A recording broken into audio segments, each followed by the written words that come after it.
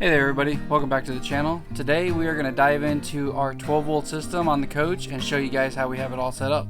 So stay tuned.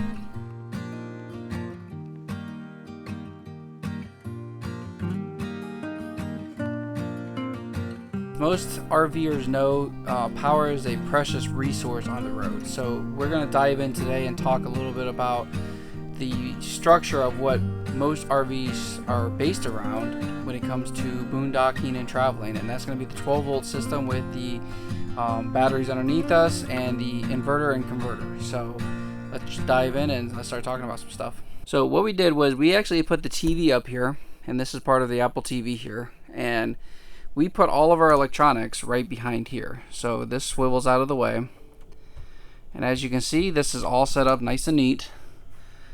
This box here is actually the power feed for everything distributing out. This here is the step up, the 12 volt to 56 volt converter for Starlink.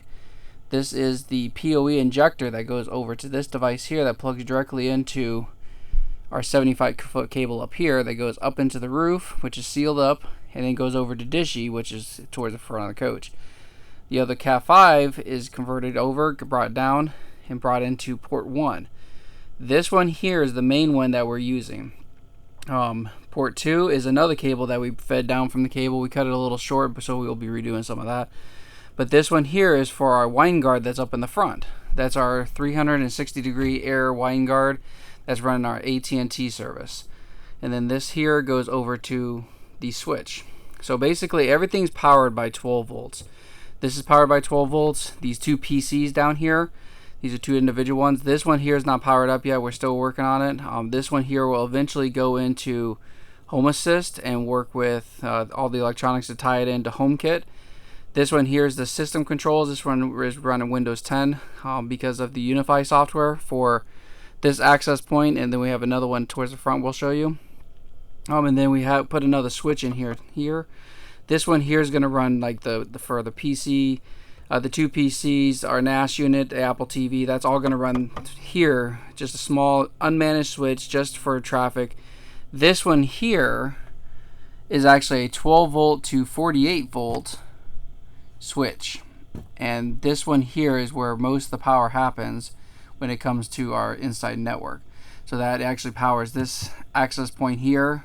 We have another block up front that's PoE injected that actually is powered from that as well.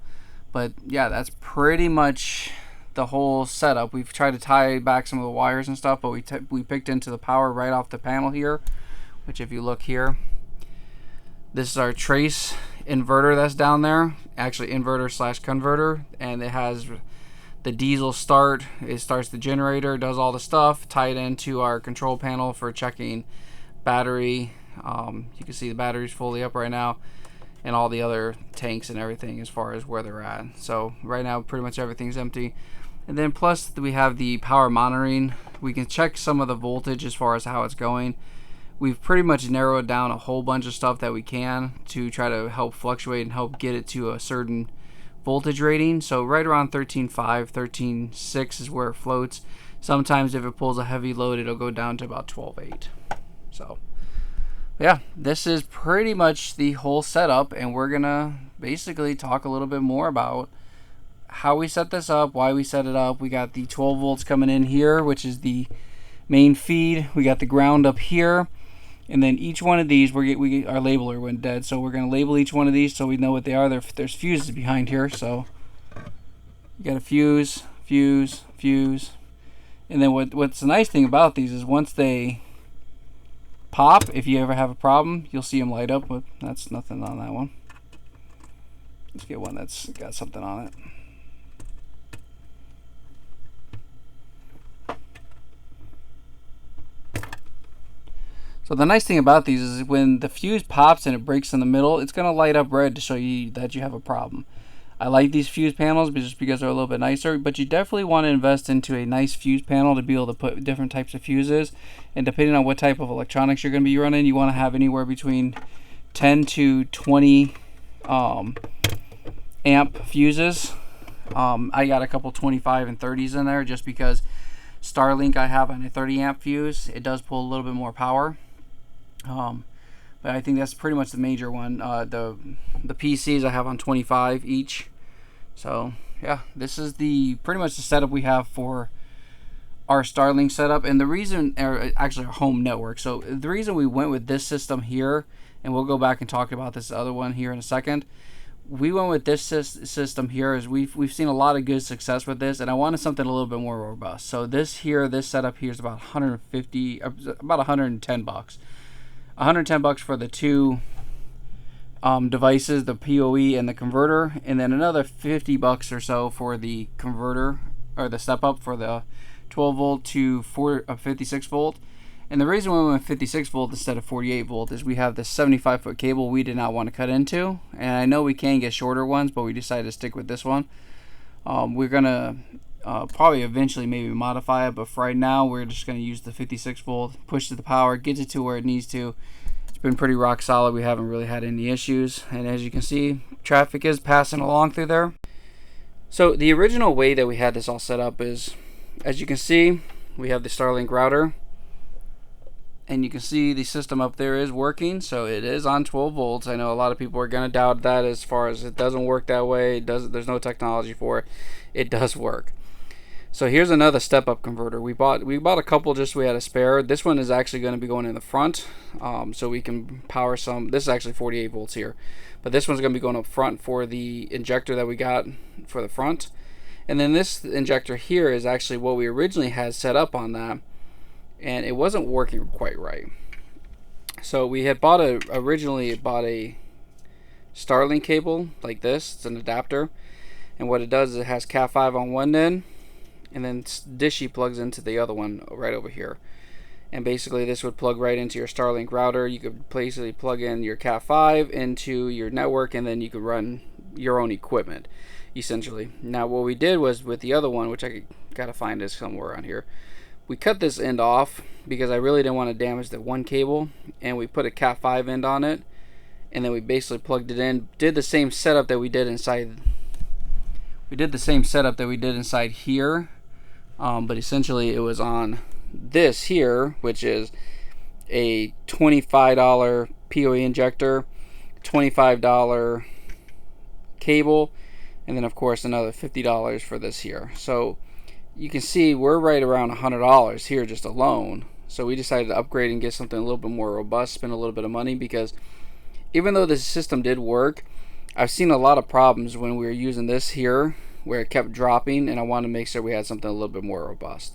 The PoE injector, I don't feel like this one here is robust enough to actually be able to hold it in an RV setting, so you definitely want to have something that's going to step up and actually do what you want to. And then of course we had this here. It's kind of janky, kind of just laying around. We didn't have any way of mounting it so it looked pretty, because you know we're in IT, we want to make everything look somewhat decent, and this one did. So that's kind of why we went with this device here. Now one of the other things that we do still have to do is we got some more work to do up front here. We have some electrical stuff that we've been working on. So one of the other things too we're working on is some electrical, and we bought these Shelly 1 relays, and this is a pack of 4, but check this out. So each one of these little relays, it acts as a switch, and got some connectors on there, and basically this is just a basic switch. It works off of 120 volts or 12 volts. We have it set up for 12 volts. Basically our hot water heater is this one here. We have 2 of them inside here, which I'm in the process of tucking it away. And then our light switch here, which is all controlled through the app now because they're on the Wi-Fi. We are going to be in the process of hooking up over here a couple more for our light switches for the outside, so we can control those on and off. We also have as well hooked up a light, an LED strip light that goes all the way behind here, and it glows green or whatever color we want. We can pretty much set it to whatever, so that we can control that as well. And then we'll be setting it up for these pod lights that we got up here, as well as this 12 volt light. I think it's turning out extremely well. You know, one of the things I can't wait to finish up is to get this all set up and the electrical and everything all done. Once we do that and get the Shelly relays and turn it into a smart home, Home Assist will be the next thing we start working on, and then programming it into HomeKit, and we'll be able to control it all from one interface.